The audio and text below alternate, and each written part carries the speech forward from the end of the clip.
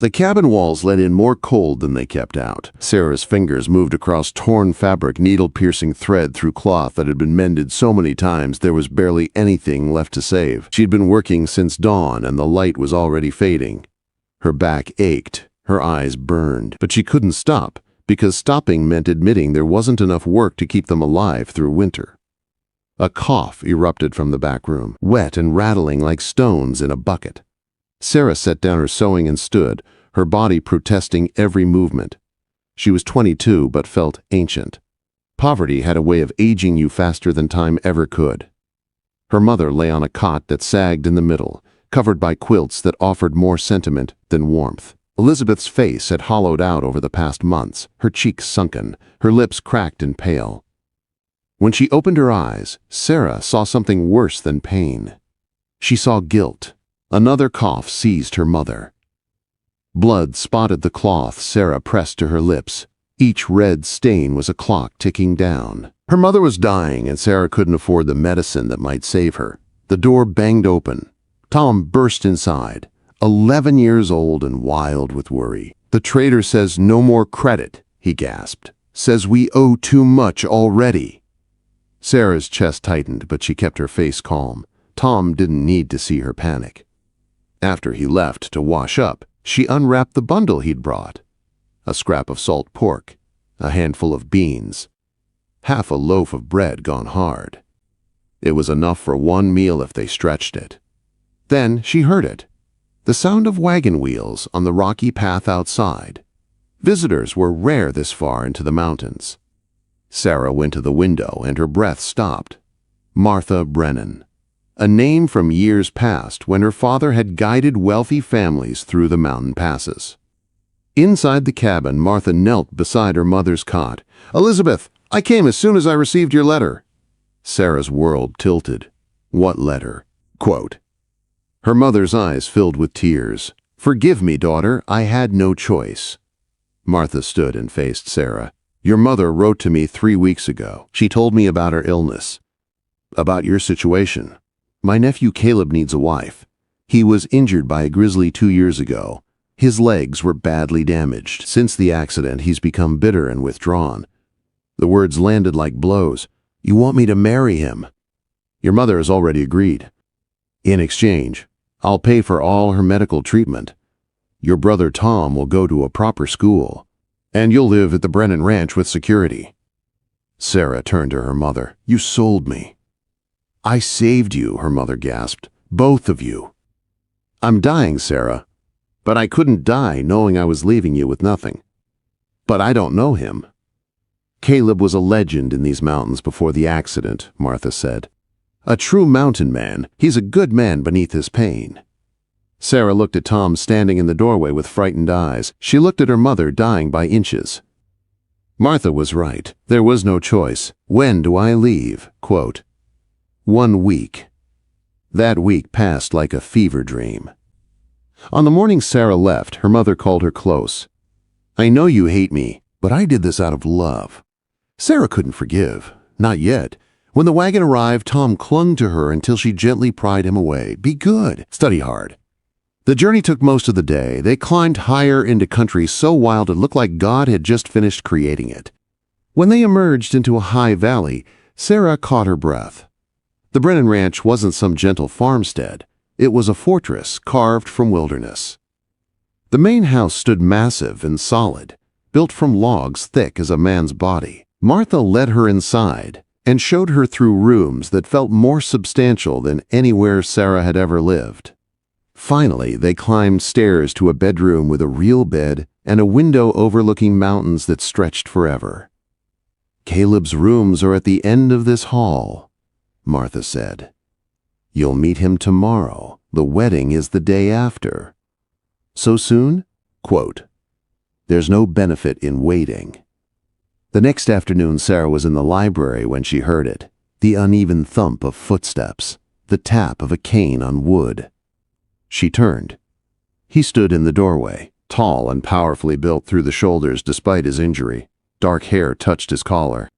His face was all hard angles and weathered skin that might have been handsome before bitterness carved itself into every line. His eyes were pale gray, like winter storms. He leaned heavily on a cane. This was Caleb Brennan, the legend reduced to hobbling through his own house. "You must be Sarah," he said. His voice was rough as gravel. "Yes, sir. You must be Caleb. Did you agree to this? Did you choose it?" Quote. His bluntness stung. "Did you?" she shot back. "No, but I'm a cripple with no prospects. What's your excuse?" Quote. "My excuse," Sarah said, her voice shaking, "is that my mother is dying, and my brother is 11, and we were starving. My excuse is that I had no choice." Something shifted in his expression. "At least you're honest." He turned to leave. Sarah spoke before she could stop herself. "They say you were a mountain man." He paused. "I was." "What happened?" Quote. The silence stretched. "The bear took my legs, but I lost everything else on my own." Quote. Then he was gone, the echo of his cane fading down the hall. The wedding happened the next morning. A circuit preacher spoke words that bound them together. They repeated vows in flat voices. Two people trapped by circumstance. When the preacher pronounced them married, Caleb didn't kiss her. He simply nodded and limped back to his study. The first weeks passed in cold routine. They took meals separately, barely saw each other except in passing. Sarah learned the household rhythms from the cook Hannah. She discovered evidence of who Caleb had been everywhere. Journals describing expeditions, sketches of mountain passes, a massive bearskin from his first solo hunt. "What was he like before?" Sarah asked Hannah. "Like the mountains themselves," Hannah said. "Wild and free and strong. People came from back east just to have Caleb Brennan guide them. Then the bear broke his body, and losing who he was broke his spirit." That night, Sarah decided she'd had enough. She knocked on his study door. "We need to talk," she said, "about how we're going to live. I understand this wasn't your choice. It wasn't mine either. But we're here now. At minimum, we share meals. We speak like human beings. We try to build something that isn't completely miserable." Caleb studied her. "Why do you care?" Quote. "Because I'm going to be here for the rest of my life. So are you. We can make it bearable, or we can make it hell." He almost smiled. "Very well, we'll dine together." From that evening on, they shared supper, at first in near silence. But gradually, small conversations began. Weather, the ranch, neutral topics. Sarah also began exploring the valley. One afternoon, she found a high meadow with a view that stretched for miles. When she returned, Caleb was on the porch. "Where did you go?" Quote. "The high meadow. It's beautiful." His expression went distant. "I used to go there, to think." Quote. Sarah sat on the porch steps. "Tell me about it." "About the mountains." He was silent so long she thought he'd refuse. Then he began to speak. About his first expedition at 15. About standing on peaks and seeing the world spread endlessly below. About tracking elk through deep snow. His voice took on warmth when he spoke of the mountains. When he stopped, Sarah said quietly, "You miss it terribly." "Every day I remember I can't go back." "You can still walk." The knowledge didn't disappear. "Just because you can't climb every peak doesn't mean you're not still a mountain man." He looked at her with surprise. "You don't understand.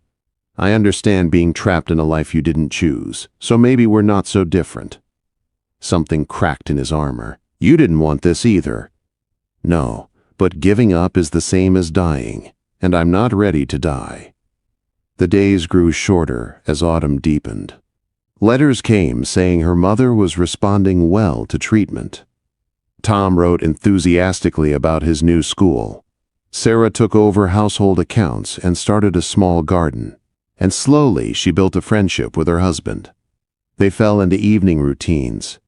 After supper, they'd sit by the fire, sometimes talking. Sometimes Caleb read from his journals. Sometimes they just sat in comfortable silence. If this story is touching your heart, hit that like button and let me know in the comments. One evening about 2 months after the wedding, Sarah gathered her courage. "Caleb, tell me about the grizzly." He stiffened. "Why?" Quote, "Because it's part of who you are now. In a low, rough voice, he told her about guiding surveyors, about stumbling onto a grizzly den with cubs, about the mother bear coming at him, about being mauled, about months of agony learning to walk again. And for what? He finished bitterly. So I can hobble around my own house? Quote, "So you can still live," Sarah said firmly. "We don't get to choose everything that happens, but we can choose how we respond." He reached out and touched her hand, the first voluntary touch since the wedding. "I'm sorry for being part of what trapped you here." Sarah clasped his hand. "We're both trapped. Maybe we can make the cage more comfortable together." First snow came in early November. Sarah woke to find the world transformed. She went outside and stood marveling. Caleb appeared in the doorway. "Beautiful, isn't it?" Quote, "Beautiful and deadly. I used to love first snow. It meant the high country was mine alone." Sarah made a decision. "Then let's go. Into the mountains. Not far. Just enough so you can be there again." "I can't." "You can ride. We'll take it slow." He stared at her, then slowly nodded. They prepared carefully. Jacob saddled horses using a special mounting block. The ride started tense, but as they moved into the forest, something changed. Caleb's posture relaxed. Wonder dawned on his face. He started pointing things out. Coyote tracks, where a cornice would form. A hidden spring. He was teaching her. His voice came alive. They reached a clearing with a view across the valley. Caleb stopped and sat very still. "This is what I needed," he said, voice thick with emotion. "Then we'll come again, whenever you want." He looked at her with gratitude. "Thank you for not letting me give up." That ride became the first of many. Caleb taught Sarah to read wilderness signs, to track animals, to predict weather. She loved it. The clean air, the vast silences. Something was growing between them. It was in the way his eyes followed her, in the way she listened for his cane. In comfortable silences, winter deepened. Her mother improved. Tom sent excited letters about school. When Sarah shared these with Caleb, he said, "I'd like to meet them. When weather clears, perhaps they could visit." Sarah looked up surprised. "You'd welcome them?" Quote, "They're your family. That makes them mine, too." Quote, as Christmas approached, Martha visited. She pulled Sarah aside. "You look well." "I'm adjusting." "And Caleb?" Quote, "Different. Better." On Christmas Eve, Sarah and Caleb sat by the fire. She decorated with pine boughs. "This is the first time I haven't dreaded Christmas in 3 years," Caleb said. "What's different is you. Having you here makes everything feel less empty." Sarah's heart beat faster. "I know how we started," he continued. "But Sarah, you've given me hope, purpose. I'm grateful you're here." Sarah crossed to him and knelt, taking his hand. "I was so angry. I felt like I'd been sold. But you've treated me with respect. You've shared your world with me. The man I've come to know is worth knowing."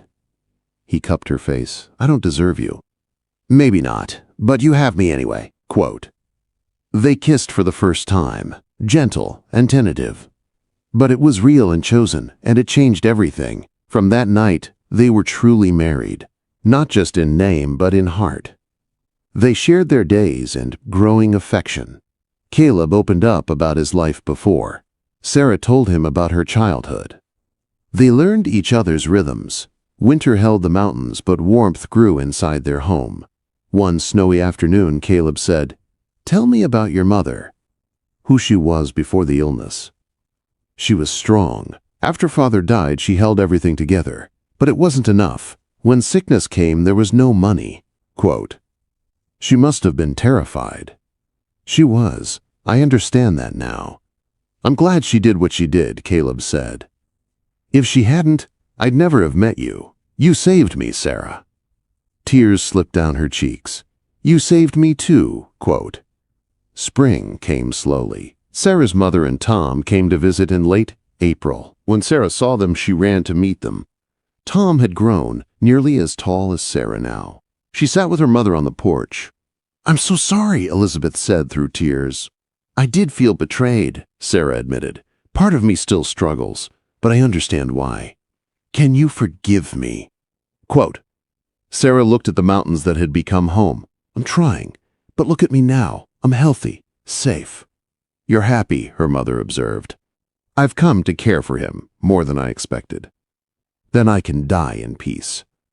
You gave me a future, Sarah said. I see that now. They held each other and cried. That evening, Caleb was kind to Tom, patient with his endless questions. He showed him maps and journals, shared mountain stories. Later, Caleb spoke with Elizabeth. I'll take care of her. I'll do everything to make her happy. Treat her well, that's all I ask. Have you ever found unexpected blessings in difficult circumstances? Share your thoughts below. The visit lasted a week. When they departed, Sarah felt less pain. She knew her family was safe. As the wagon disappeared, Caleb took her hand. You all right? Quote, Yes, I really am. Summer came alive. High meadows grew lush. Caleb and Sarah rode out often. Sarah had become a confident rider. Caleb was stronger than he'd been in years. He would never be what he was before, but he'd found a new way to be in the mountains. One afternoon, they rode to a high ridge overlooking the valley. You can see why I never wanted to leave, Caleb said. You're still a mountain man. Your body changed, but your heart didn't. He looked at her with such love. How did I get so lucky? Quote, You didn't get lucky. You got stuck with a woman forced to marry you, but we made something good. We made something extraordinary. He dismounted and helped Sarah down. They stood together, wind whipping around them. Caleb took both her hands. Sarah, I know how we started, but if I could choose freely from all the women in the world, I would still choose you. I love you, not because I have to, but because you're strong and kind and brave. Because you saved me. Because you make every day worth living. Quote, Tears streamed down Sarah's face. I love you too. I didn't want to. I fought against it. But I love you with everything I am. They kissed there on the mountain. Two people forced together who chose to love. That summer they became a true partnership. Sarah took on more ranch responsibility. Workers came to respect her as a capable leader. Tom stayed for 6 weeks. Caleb taught him to ride, to track, to read mountains. One evening, Caleb pulled Sarah aside. Tom is bright.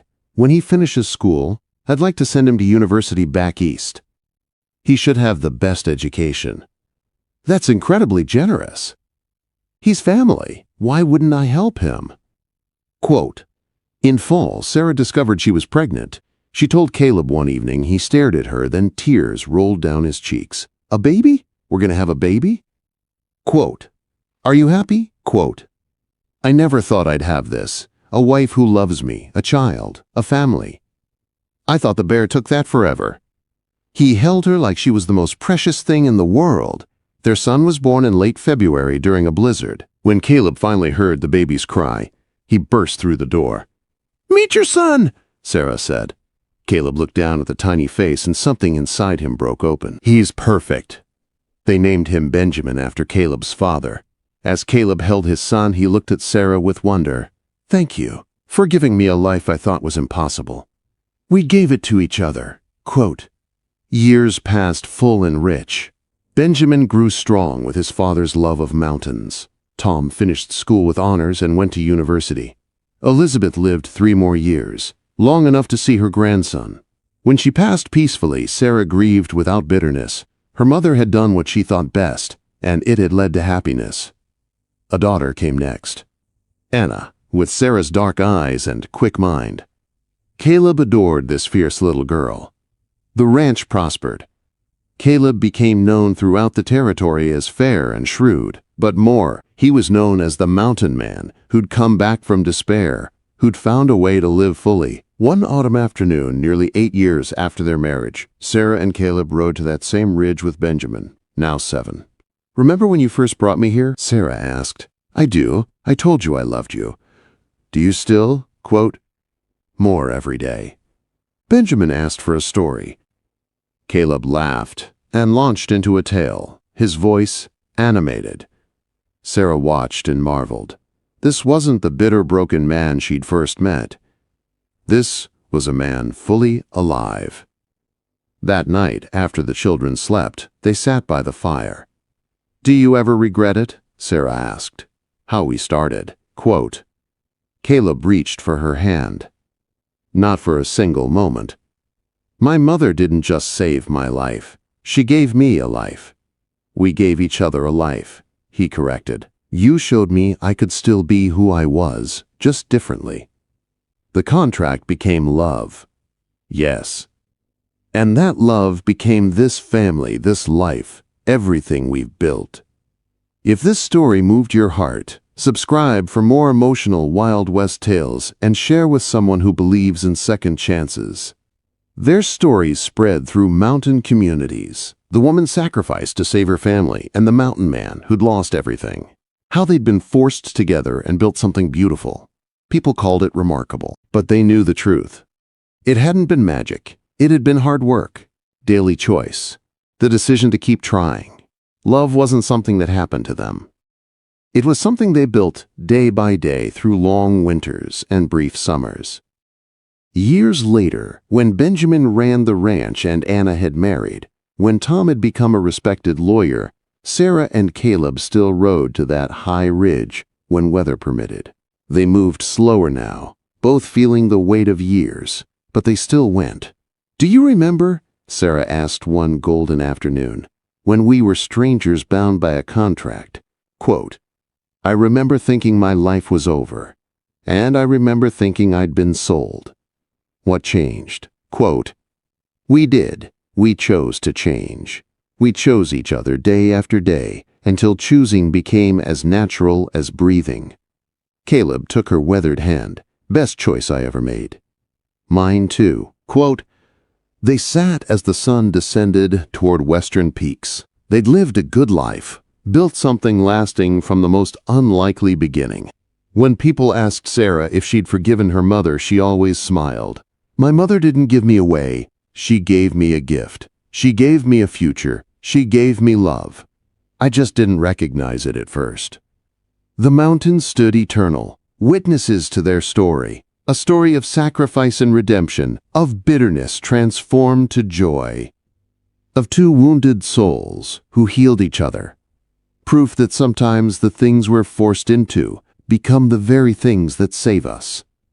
As stars emerged, Caleb and Sarah made their slow way down the mountain toward home, toward the life they'd built from ashes and necessity, and stubborn refusal to give up on hope. And the mountains, ancient and wise, held them in their embrace as they always had, as they always would.